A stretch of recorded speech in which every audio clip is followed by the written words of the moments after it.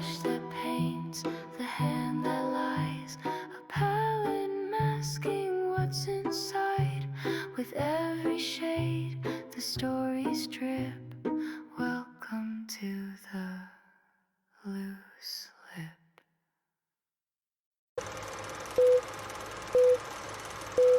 Hello, hello, hello, beautiful people, and welcome to the Loose Lip Podcast.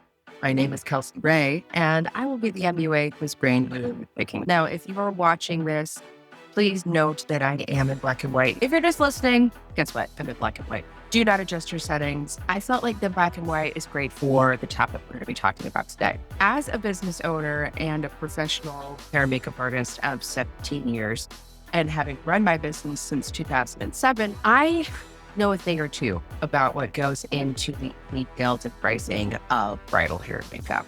It's not just me showing up with a plastic bag, a few things I picked up at CVS, having watched a YouTube video on my way to your location.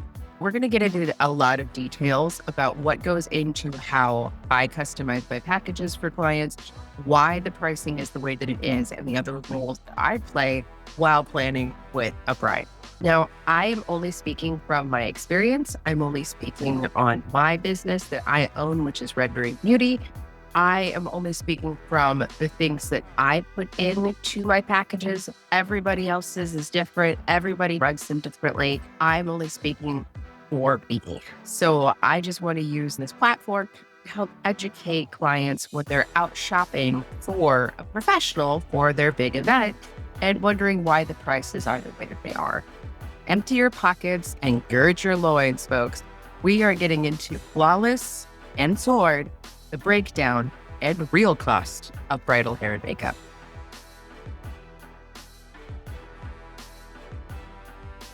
Now, let's get into the first step of everything, which is planning. When someone reaches out to me through my website, Google, Facebook, whatever it is, and they put in their contact information, they will receive an email from me that is extensive. It has a little bit about my business, how I like to run my business. It has a 15-question questionnaire that I can get more details from them on. And then an example of what a package could include. No pricing. When I receive their answers back, that helps me go into planning mode. I take the details from the questionnaire, for example, time frames they're needing, the venue, the amount of services they're estimating, and the looks they're aiming for. Then I can determine what products I'll need to use and so on. I'll take those details and go to my system for writing up proposals, creating a customized package for the client. Taking all those details they've given me, I write up packages per client, each event and each wedding, so that it fits their needs. I do not like to have packages with a baseline price and additional add-ons. I start at the max price with all fees, add-ons, and details included. If the client decides they do not need something, we can remove it from the packages and the pricing will adjust as needed. I want the person who is reading it to know all of the details. I don't want anything hidden. I want things all to be as in black and white as possible. With a detailed proposal, there are options. When that is done, then I go into the email that goes along with the proposal. That way, they have time to really analyze and go into whether or not they want to book with me. Next step, after I send that proposal and email out, I go into my calendar with Google and I write up a tentative schedule. How the tentative schedule works is that I plan out from the details that were given to me within the questionnaire that they filled out. I will go in and do a timeline for the services that they said they might be needing. When that is done, I send it out to the bride. Next is planning a virtual meeting. I like to meet people in person, quote unquote. I know that meeting in person is a lot more uncomfortable and doesn't always fit people's schedules. Texting is fine when I'm already in communication with someone. But when they're first meeting me, I would like to do a virtual meeting. That gives somebody a little bit more grounding, knowing that I'm a real person and not just a bot trying to take their money, but also it makes a human connection. I get to read how they are feeling. I get to read their personality. I get to know a little bit about them so that I know how to adjust myself to their level of comfort. I'm not everybody's dish that they enjoy. I will admit that. I'm loud. I talk with my hands a lot. I'm flamboyant. I curse a shit ton. And I want to make sure that I am accommodating my client really. If they have not decided that they want to work with me, it's fine. That's an hour out of my day that I take with each client that I am potentially booking with and getting to know them as a person, talking to them about the process. I'll help suggest other people if they're not sure if they want to book with me or not.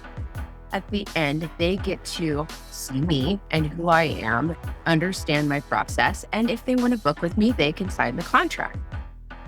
That moves on to the next section of planning.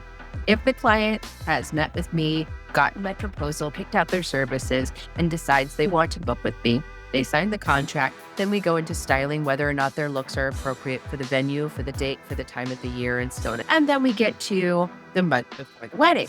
It goes into really nailing down the amounts of services that we're going to be wanting, the time frames that are appropriate. I like to add on the coordinator, the photographer, the videographer, the venue, whoever is going to be sharing that morning with me and the client so that we can all coordinate together. Then we get into a week before the wedding. I like to send out an email, double checking time frames, double checking addresses, so I'm going to the right place. I like to make sure that everything is down pat the week before the wedding. The night before the wedding, I will email and or text the client to make sure that they know that I'm going to be ready to go the next day and that if there's anything they need, now is the time to let me know. Next morning, when it's the day of the wedding, I will text the client as soon as I'm leaving my house that I am on my way and then 15 minutes out from the location. That way, the client is always in the know. I don't like it to be just you're done, sign the contract, maybe you paid a deposit, and then we don't talk until the day of the wedding. There's so much more that goes into this that I need to know to be comfortable, as well as the level of comfort that my client needs to have. I, on average, will book out about 1.5 years to 2 years in advance. And per year, on average, I do about 110 to 120 weddings a year. Last year was all last minute bookings, a little bit stressful, but we made it through. This year, it's a lot of off-season clients. A lot of people are booking in the springtime and the fall. On average, I pull in about 110 to 120 people that I book for weddings a year. With all of those things that go into planning, that's just for one person. That's every time I play. It's a lot of work, dedication, and thought that goes into the planning process. This is the part where it can get a little overwhelming for people. So I'm going to post the list I have made on the Instagram for Loose Lip Podcast, as well as here on the screen, so you could look at it. Pause the video and be able to see everything. For the people that are listening, you should go onto Instagram and see the post. That's going to have a breakdown of what the cost is per client when asking for an average bridal hair and makeup situation. In my kits, I'm carrying around at all times 2 mini salons, a full hair service salon, as well as a full makeup salon. I do not take apart my kit to accommodate each and every client. Products that I carry with me are not only going to service any type of client from any texture, skin tone, age, hair porosity, but also a quality level type of product. I want products that are not only production level quality, but also feel and look natural in person. When I say production level, I'm talking about live action, like newscasting. When you're in person, the person looks great, but also on a 4K camera, they look fantastic. I want that to read across the board. Now, the difference between, say, YouTube and film quality makeup is going to be quite different. The techniques and the products are much heavier. They have to be touched up between breaks so that the makeup still looks flawless.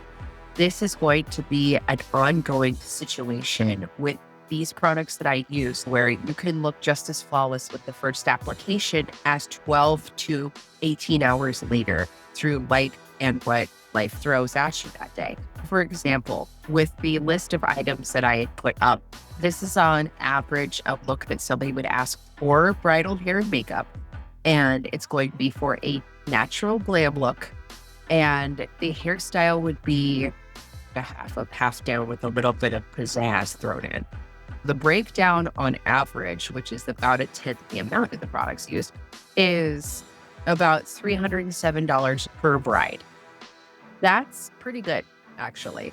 You take out the idea that you have to learn all of these techniques yourself, even though somebody online suggested that it's fantastic. I'm not them, so will it work for me? All of that research and experimenting with products is taken out of the equation. I bring it to you. I can analyze what you might need, and I will have the products for it. I come to you. I bring you these quality products, and I am able to use the right amount. So you're only paying for what you're using. This is a part of the packaging that I feel like a lot of other businesses and artists take almost too much into account when they're considering costs. So experience is very important when it comes to a huge day like a wedding.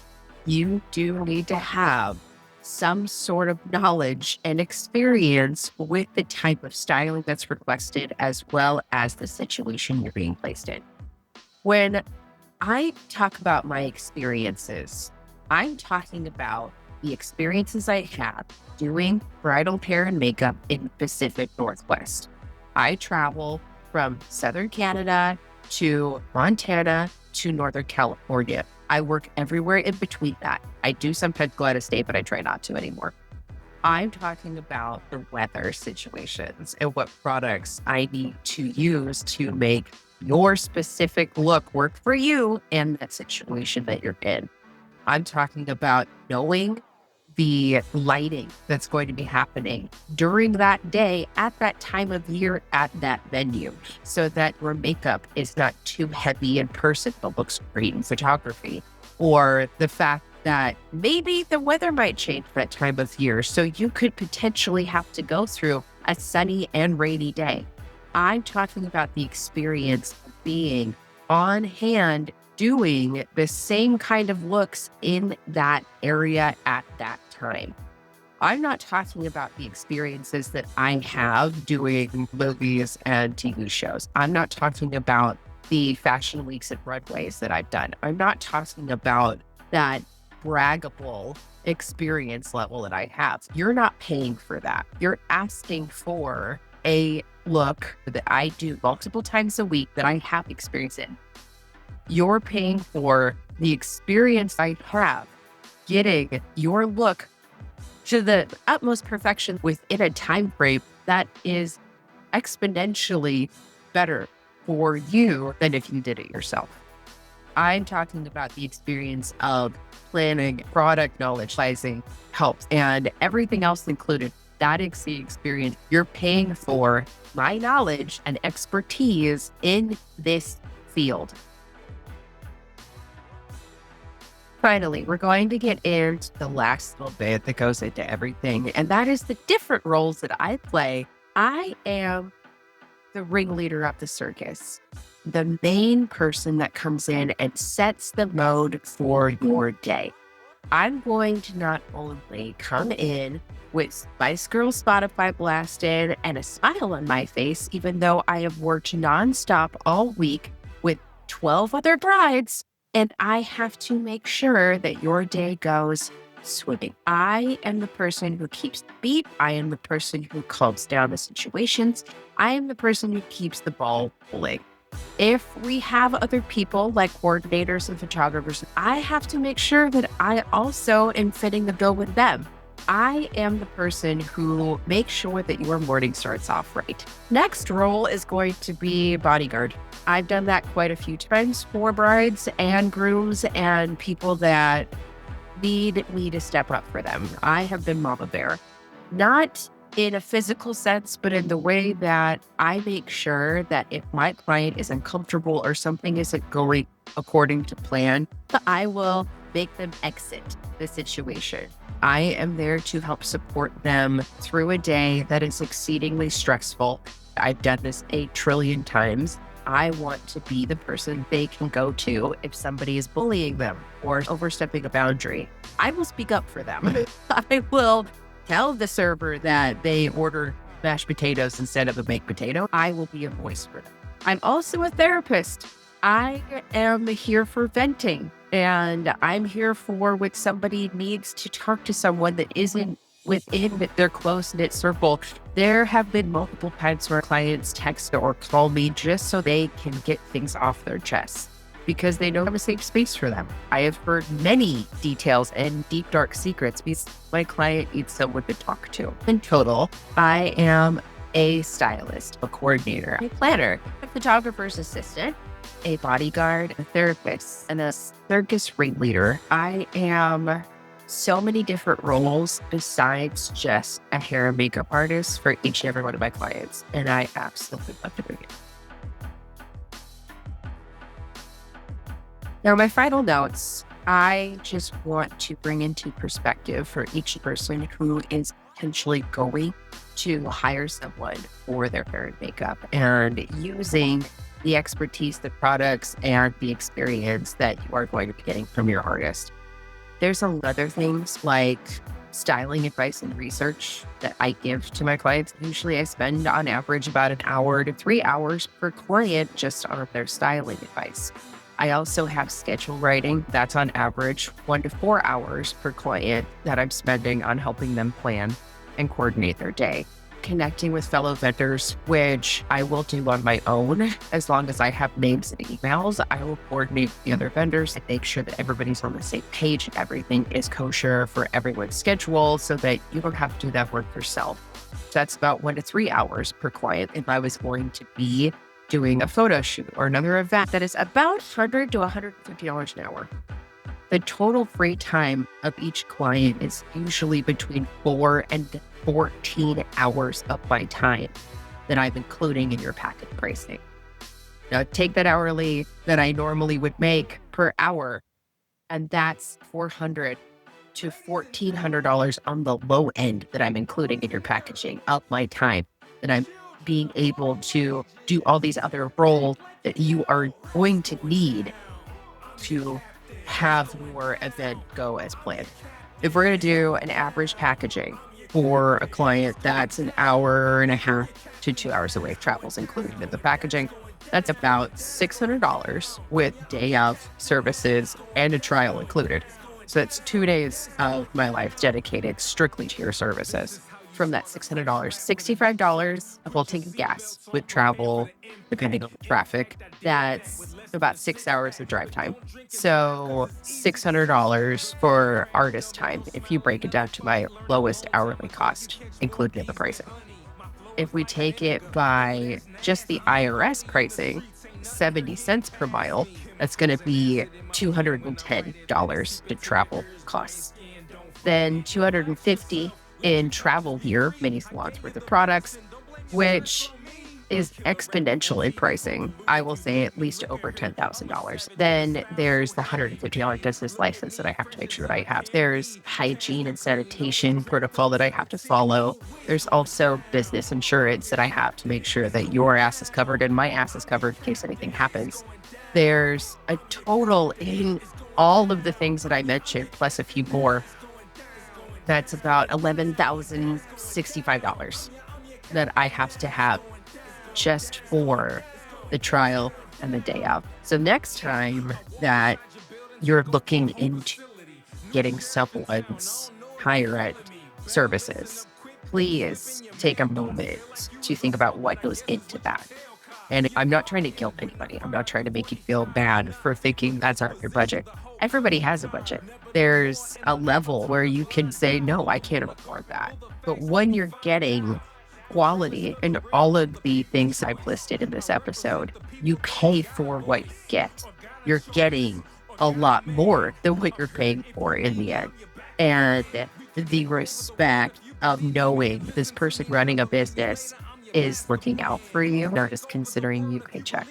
There's a lot that goes into it, and I hope this clarified, if not opened some people's eyes into what goes into my line of work and how I build a package for a brand.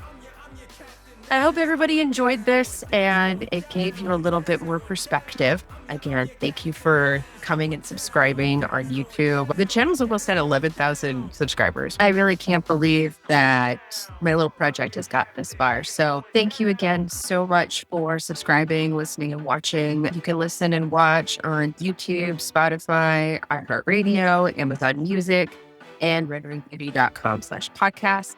I cannot wait for the next few episodes because it's going to be some of my favorite ones yet. And I can't wait for you to be there with me. So I hope you enjoyed the episode and I'll catch you on the next one.